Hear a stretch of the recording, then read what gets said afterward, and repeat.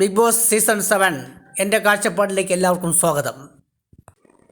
ഇന്നലെ ലാലേട്ടൻ്റെ വരക്കത്തോടെ എല്ലാ പ്രശ്നങ്ങളും അനുമോളുടെയും ജിസൈലിൻ്റെയും പ്രശ്നങ്ങൾ വളരെ ലഘൂകരിച്ച് മുന്നോട്ട് പോയി.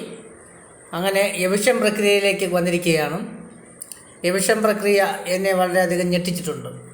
കാരണം ബിനി വളരെയധികം പെർഫോമൻസ് ഉള്ളൊരു കണ്ടസ്റ്റൻസാണ്. എന്നിട്ടും ബിൻസി ഔട്ടാവാൻ കാരണമെന്ത്? ഇതാണ് ഇന്നത്തെ എൻ്റെ കാഴ്ചപ്പാടിൽ പറയാവുന്നത്.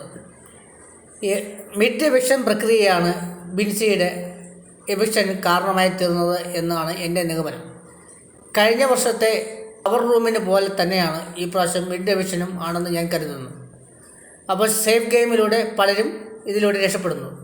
ഇത് മിഡ് എവിക്ഷനിൽ സെലക്ട് ചെയ്യപ്പെട്ട് ഔട്ടായവരൊക്കെ സേഫ് ആവുകയും നല്ല ഗെയിമേഴ്സ് ഔട്ടാവുകയും ചെയ്യുന്ന സ്ഥിതിവിശേഷത്തിലേക്ക് വരുന്നു. പറയൂ, ഇത് ശരിയായ രീതിയാണോ അതോ ഇത് കുറിക്കൊള്ളുന്നതാണോ?